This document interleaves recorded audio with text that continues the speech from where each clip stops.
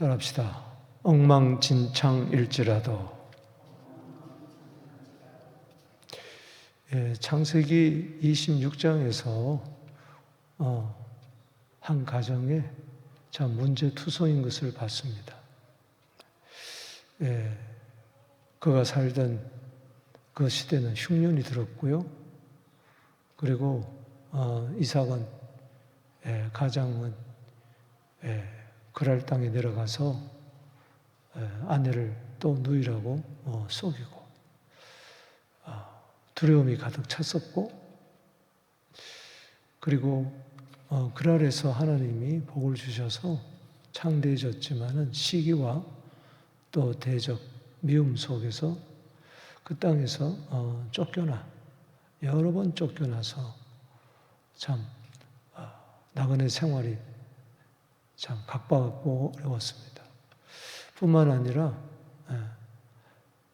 우리 장자 에서가 해족속 딸과 결혼하는데 두 여자를 동시에 아내로 맞이함으로 말미암아 그 부모의 마음에 큰 근심덩어리였습니다. 이런 가운데 있었지만은 하나님께서 복을 주셨어요. 주위 모든 사람들이 알 정도로 너무 문제에 쌓여서 자기가 복받은 것조차도 잊어버릴 때에 그랄 왕 아비멜렉이 와서 너를 가만히 보니까 너는 하나님과 함께한 자다. 너는 여호와께 복을 받은 사람이로다. 받은 복을 세어보게 했습니다. 그래서 다시 들여다보니까 창세기 26장에 문제가 많은 것 이상으로 어마어마한 복을 이삭이 받았죠. 그 가정이. 천하 만민이 네 씨로 말미암아 복을 받는다. 축복의 통로가 되었고, 그 흉년 때에 애굽으로 내려가지 않고 그랄 땅에서 농사했더니 100배의 하나님이 재물의 복을 주어서 마침내 거부가 되는 시기받을 정도로. 그리고 하나님께서는 브엘세바에서 왔을 때 너 자손이 복을 받는다. 후손의 복까지 약속했을 때 그가 하나님께 제단을 쌓고 브엘세바에서 여호와의 이름을 불렀습니다. 문제가 있더라도 하나님께서 복을 주셨구나. 정말 복된 가정이고 복받은 사람이구나. 우리가 깨닫게 되는데, 그런데 창세기 27장에 와서 이렇게 보면은 그 이삭의 가정이, 이삭도 그렇고 또 어머니 리브가도 그렇고 또 아들 야곱도 그렇고 또 에서도 그렇고, 한마디로 이 가정이 무질서하고 서로 짝짝꿍이 되고, 아버지는 큰아들, 엄마는 작은아들과 서로 편애하고 서로 한편 먹고, 이게 뭔가 이상하다는 거죠. 혼란스럽고 분위기가 삭막하고 거짓이 난무하고 막 죽이겠다 그러고 증오심이 가득하고. 아니, 복받았다는 가정이 이거냐? 그랄 왕이 와서 당신 여호와께 복을 받았다. 이런 복받은 가정이 이럴 수가 있습니까? 그런데 그럴 수가 있다는 거예요. 하나님께서 우리에게 주시는 복은, 궁극적으로 구원의 복 등등 모든 복은 우리가 자격이 있어서 받는 게 아닙니다. 하나님의 은혜와 긍휼 자비, 그리스도 안에서의 약속 때문에 그렇습니다. 할렐루야. 엉망진창. 제 친구 가운데 진창이라는 애가 있어요. 진창. 그 걔는 별명이 어릴 때부터 죽을 때까지 엉망진창이에요. 엉망진창. 그런데 참 성실하게 사는 아이였어요. 혹시 내가 엉망진창 아닙니까, 요즘? 가정도 엉망진창인 것 같고, 내 자식도 엉망진창이고, 교회도 엉망진창인 것 같고, 한국 교회도 그렇고, 이 캐나다 교단도 그렇고, 이거 뭐 제대로 된 게 하나도 없는 것 같아요. 대한민국 정부를 봐도 그렇고 미국을 봐도 그렇고 중동 사태를 봐도 그렇고 지나간 인류 역사 가운데 에덴 동산에부터 엉망진창이었잖아요. 엉망진창이 아닐 때가 있었다는가요? 내 생에 있어서. 그렇다고 해서 또 복을 안 받은 적이 있나요? 이게 참 놀랍다는 이야기인 겁니다. 엉망진창이다. 뭔가 무질서하고 혼란스럽고 질서가 안 잡히고 도저히 통제불능이고 럭비공처럼 왔다 갔다 띠지 튀고 저리 튀고 어디 튈지를 모르고 내가 그렇다는 겁니다. 인생이 그렇다는 겁니다. 정말 우리는 나는 공고한 사람이다. 엉망진창인 이 삶에서 이 사망의 몸에서 누가 나를 건져내라. 예수로 말미암아 하나님께 감사할 수밖에 없는 우리의 인생인 것을 기억하게 되기를 바랍니다. 오늘 한가족사의 이삭 가족을 바라보면서 이런 가정도 하나님이 개입하셔서 궁극적으로 축복하시고 역사의 그 구원의 역사를 하나하나 이루어가는구나. 우리로 하여금 참 소망을 가지고 하나님을 더욱더 의뢰하고 의지하고 부족한 나라도 주님이 또 도와주시네요 하면서 겸손히 하나님을 신뢰하고 따르는 우리 모두 되기를 주 이름으로 축원합니다. 오늘 본 말씀은 1절에서 4절 그리고 5절에서 29절 30절에서 46절 이렇게 세 부분으로 나누는데요. 큰 덩어리, 세 덩어리 속에 1절에서 4절은 엉망진창인 이삭 그리고 5절에서 29절은 엉망진창인 그 모자 리브가와 그리고 야곱 그리고 30절에서 46절은 엉망진창인 맏아들 에서 이렇게 나누어서 살펴보며 하나님의 자비하심과 긍휼과는 오늘 이 새벽 되기를 주 이름으로 축복합니다. 먼저 1절에서 4절 이 이삭의 엉망진창은 뭐냐? 영적인 무지함입니다. 분별력을 상실했다는 거예요. 그가 나이 많아 눈이 어두워서 이것은 단지 노안이 왔다는 게 아닙니다. 이것은 영적인 의미를 우리에게 보여주는 거예요. 이삭이 젊었을 때는 그가 40세 때는 들판에 나가 묵상하며 분별력이 탁 있어가지고 저 멀리서 오는 여자를 하나 보면서 내 여자구나. 하나님이 짝주신 여구나. 그렇게 알고 사랑하고 그랬었는데 이 분별력이 사라져버린 거예요. 분명히 큰 자가 어린 자를 섬기리라. 하나님이 야곱과 에서가 태어나기 전에 뱃속에 쌍둥이 있을 때 이미 말을 했는데 억지로 그래도 내 장자는 에서다 하고 에서를 편애하고 죽기 전에 에서에게 내가 좋아하는 별미 먹고 내가 즐기는 별미를 먹고 내 마음껏 축복하겠다. 조급함 속에 내가 이제 요즘 몸이 좀 안 좋구나. 내가 죽기 전에 자기 생각이죠. 자기 생각. 조급함. 이것 때문에 조급함은 우리의 눈을 흐리게 한다는 거예요. 자, 여기 한번 보세요. 1절에 이삭의 나이가 많아 눈이 어두워 잘 보지 못하더니 그랬어요. 왜 이것을 기록을 해놨을까? 여기 나이 많다. 이것은 저 뒤에 계속해서 지나가 보면은 이 요셉이 17세에 그가 색동옷이 찢어지고 13년 고생 끝에 30세에 또 총리가 됩니다. 그리고 7년, 흉년, 풍년, 흉년 이걸 지나가지고 그때 누가 오느냐? 그 아버지하고 그 가족들이 다 옵니다. 그때 야곱의 나이가 험악한 세월을 살았다 그러면서 130세라고 이야기합니다. 그리고 역추적을 이렇게 쭉 해보면은 이 이삭이 몇 세까지 살았느냐? 180세까지 살았습니다. 그게 성경에 나와요.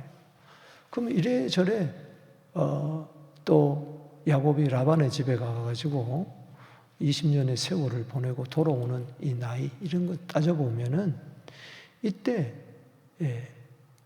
이삭하고 야곱의 나이가 몇 세에 나왔죠? 60세에 나왔어요. 그래서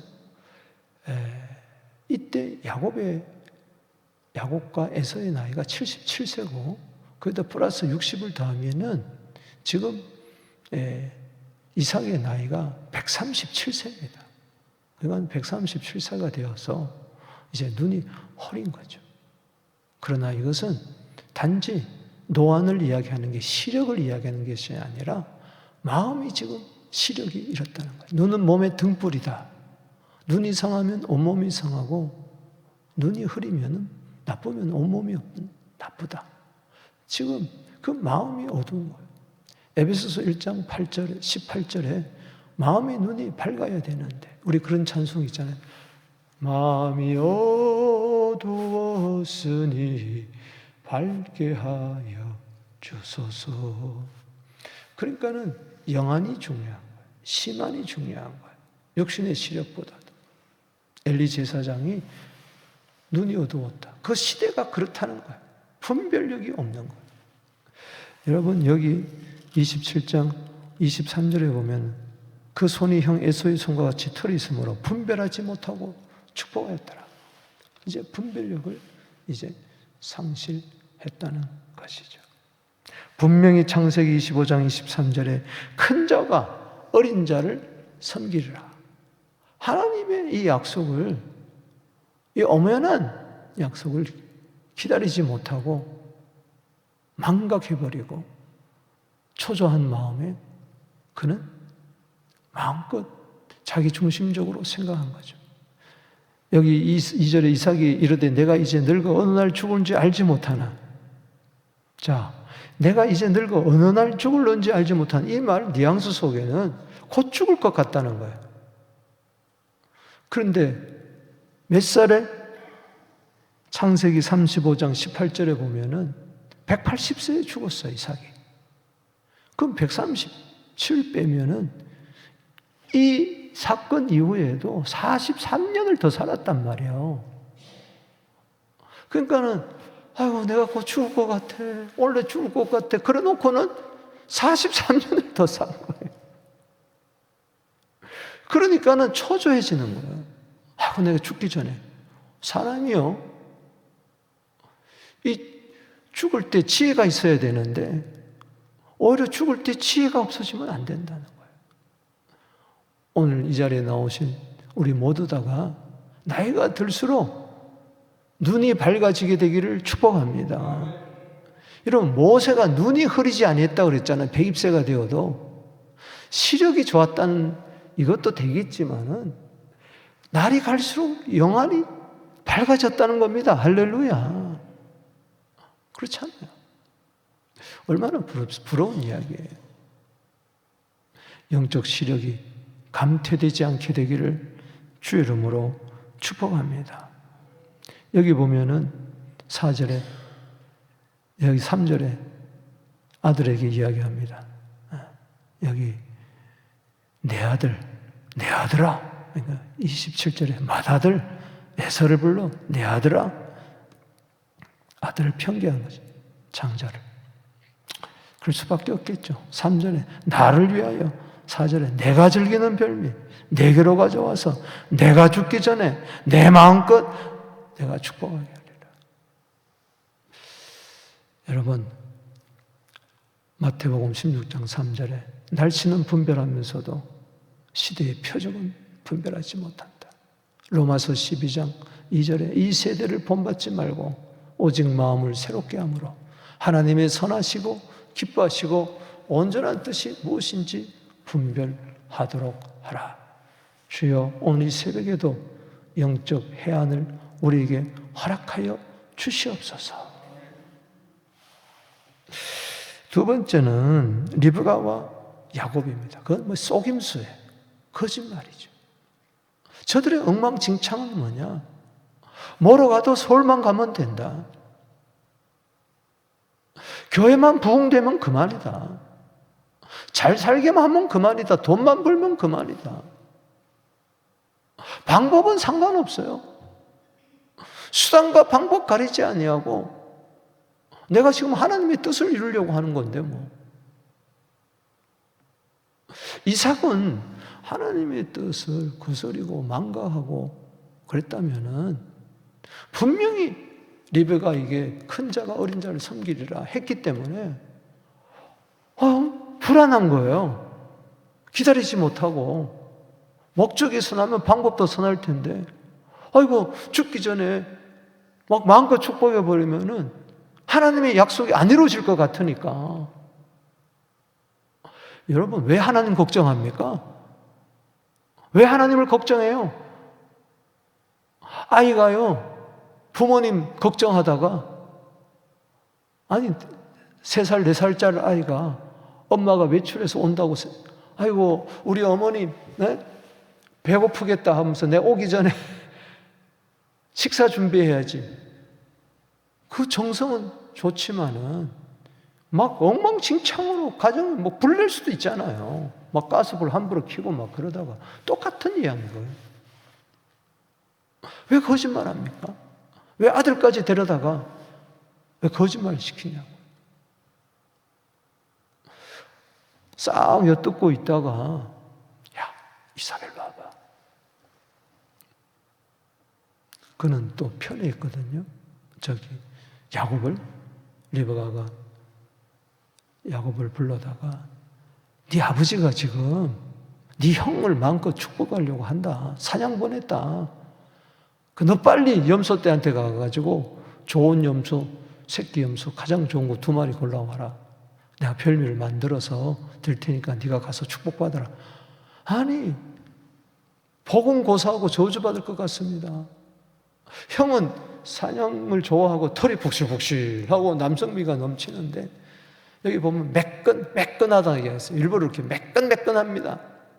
아유, 난 손도 매끈하고 목도 매끈하고 여자 같고 몸매도 그렇고 만약에 아버지가 날 만져보면은 복은 고사하고 이놈 거짓말하는구나 하고 네가 복을 빼앗으려고 그래?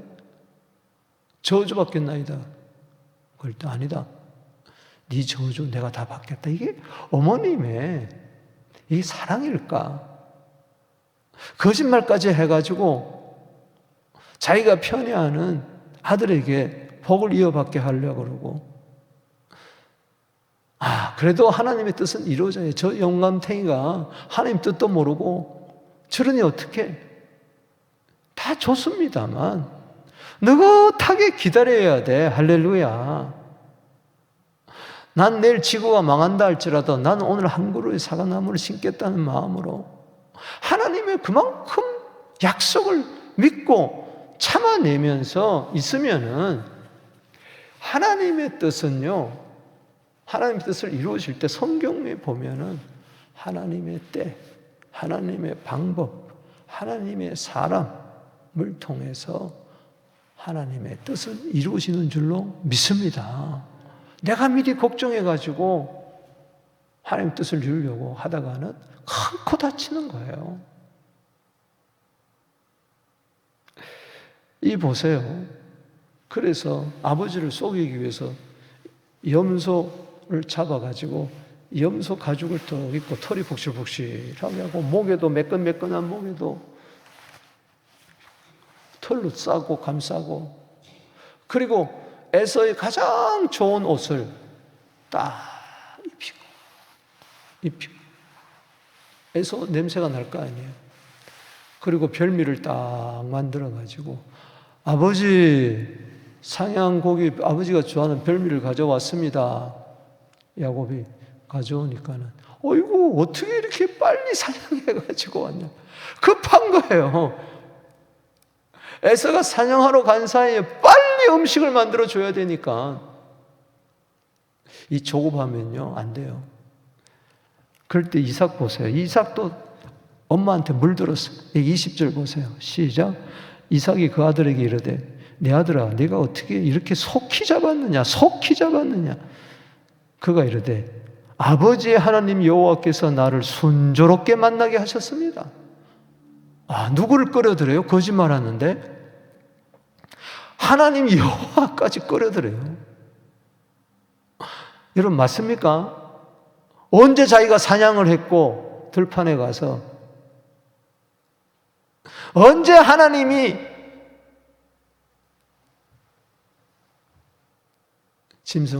들짐승을 순조롭게 만나게 가지고 음식을 만들게 했습니까? 별미를 만들게 했습니까?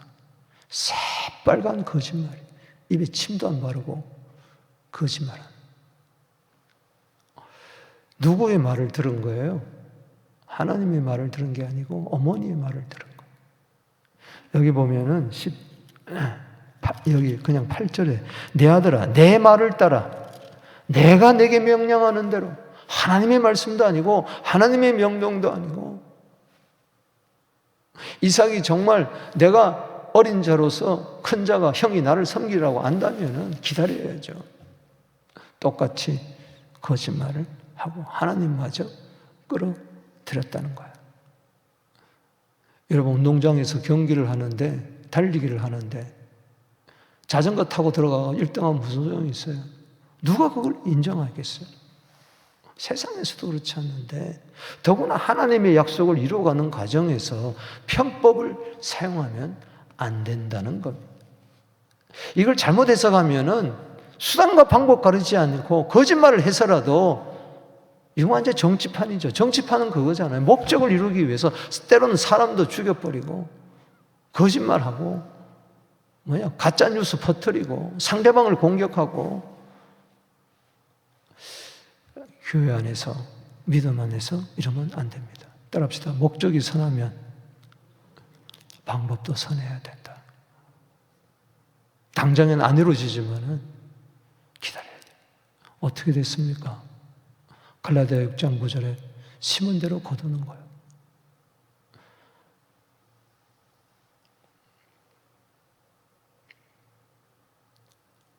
에서가 죽이려고 하니까는 리브가가 어떡합니까? 야, 야곱아, 너 빨리 외삼촌 라반의 집으로 가라. 하란에 있는 거기 가서 기다려라. 그리고 네 형이 분이 다 풀리면은 돌아오라. 그래서 27장에 보냅니다. 그리고 나선 생이별이 못 봅니다. 나중에 돌아와 보니 어머니는 돌아가셨어요. 그러니까 이후로 못 보는 거예요. 그렇게 사랑하는 아들을 하란 땅에 보내놓고 오매불망하며 이 아들이 잘 있나 어떻게 지내나 가슴 소갈이 타다가 죽어버리고 맙니다.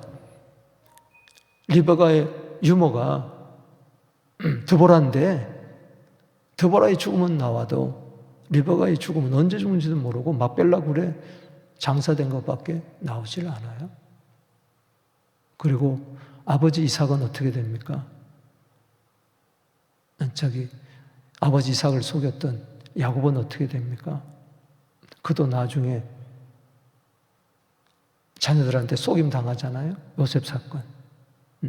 요셉이 죽었습니다. 짐승의 피 묻어놓을 가지고 아이고 아들이 살아있는데도. 여러분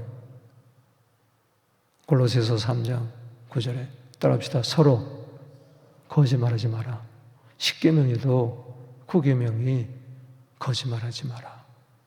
거짓 증거도 하지 마라. 그래서 중요한 교훈을 얻습니다. 다시 따라합시다. 목적이 선하면 방법도 선해야 된다. 뭐로 가도 서울만 가면 그만이다. 우리는 그렇게 살면 안 된다. 또 세 번째, 오늘 30절에서 46절까지 에서를 보십시다. 아버지는 영적 분별력이 없고 엉망진창, 엄마 모자는 이삭을 리브가는 또 속임수로 아주 능란하고 하인마저 끌어들이고, 그리고 장자에서는 복수심이 가득 차고 증오심이 가득 차서 미움, 살인, 한, 이게 그냥 원수 같겠다는 마음으로 그냥 가득 찬. 이삭이 야곱을 축복하고 나가고 금방 에사가 들어왔습니다. 들어와서 아버지 별미 가져왔습니다. 아이고 벌벌벌 떨면서, 아니 나는 다 축복했는데 조금 전에 그 아이 누구냐? 아이고 네 동생이 네 복을 빼앗았구나. 소리 높여 통곡하면서 이게 무슨 이야기입니까? 이놈의 자식, 전에는 내 장자 명분을 빼앗더니 이제는 내 복마저 빼앗았습니다. 아버지, 나 좀 축복해 주세요. 아니다, 너한테 해줄 거 없다. 그래도 좀 뭐 남은 거 있잖아. 찌꺼러기라도 나한테 좀 주세요. 겨우 해주는 게 땅에 기름진 복이 너한테 멀다. 하늘의 이슬이 너한테 멀다. 너는 칼을 믿으며 살 것이다. 그러니 그 속에 복수심이 활활 타오른 엉망진창의 인생이 되고 마는 겁니다. 그래서 여기 41절에 그 아버지가 야곱에게 축복한 그 축복으로 말미암아 에서가 야곱을 뭐 했다 그랬어요? 미워하여 심중에 이르기를 아버지가 곡할 때가 가까워왔은즉 내가 내 야곱을 뭐요? 죽이려라. 미움과 살인 마음에 가득했어요. 마치 가인의 영이 임한 거죠. 살인의 영, 미움의 영, 분노의 영이 그에게 가득히며 동생을 돌로 쳐 죽인 것처럼 그런 거죠. 쳐 죽인 것처럼 나도 그렇게 하리라. 요일서 3장 15절에 미움은 살인이라 그랬어요. 따라합시다. 미움은 살인이다. 그거는 망고불변의 진리. 미움이 자체가 그게 살인. 미움을 계속 갖고 있으면 언젠가는 죽여버리고 만다는 겁니다. 42절에 맏아들 에서의 말이 일베가에 들림에 이에 사람을 보내어 작은 아들 야곱을 불러 그에게 이르되 네 형 에서가 너를 죽여 한을 풀려고 한다. 여기 보면 뭘 풀려고 한다 그랬어요? 한을 푼다고 그랬어요. 여기 한인 히브리 말이 뭐냐? 원수예요. 원수가 풀려고 한다. 복수심에 지금 불타오르고 한다. 그래서 43절에 하란으로 피신해서 여기 45절에 네 형의 분노가 풀려. 그러니까 미움, 살인, 한, 분노 그 속에 불타오르고 이러니 모든 관계는 깨어져 버리고 자기 자신도 무너져 버리고 만다는 것입니다. 사랑하는 성도 여러분, 그런데 놀라운 것은 이제 8장에서부터 그래도 계속해서 이삭의 하나님, 아브라함의 하나님, 이삭의 하나님, 야곱의 하나님은 신실하게 그 야곱의 꿈속에서 나타나서 하나하나 또 이루어 나가는 것을 바라봅니다. 놀라운 것은 히브리서 11장 20절에 이삭은 장차 오는 일에 대하여 야곱과 에서에게 축복하였으며 그랬어요. 이 엉망진창인 축복 사건을 믿음으로 재해석을 해준다는 거예요. 이게 놀라운 거예요. 자격이 있어서 믿음이 있습니까? 엉망진창인데도 그 속에 있는 그 믿음을 없이 하지 아니하시고 그래도 하나님의 약속은 어떻게든지 믿음을 통하여서 이루어진다고 이야기하는 것입니다. 여러분, 엉망진창이에요. 이들만 그렇습니까? 우리 속에도 영적 시력이 약해지고 점점 어두워지고 거짓말하고 그리고 증오심이 있고 미움이 있고 시기가 있고 질투가 있는 교회 안에서 조차 그런 것들이 난무하고 있는데도 불구하고 오늘도 이 자리에 우리를 불러주신 것은 엉망진창일지라도 예수 그리스도의 그 흘린 피가 있기에 오늘도 우리는 하나하나 주님이 다져지고 해서 마지막에 저 천국까지 입성시킬 줄로 믿습니다. 두 손 들고 오늘 여러분 내 마음 상태도 우리 가정도 내 경제 상태도 모든 것이 엉망진창이라도 괜찮습니다. 그렇게 살아라는 이야기가 아니고 그럼에도 불구하고 나를 사랑하시는 그 사랑을 의지하고 오늘도 새롭게 나아가게 되기를 바랍니다. 질서가 있게 되기를 바랍니다. 진실하게 되기를 바랍니다. 끝까지 인내하게 되기를 바랍니다. 주여 이름 부르며 기도하며 나갑니다. 주여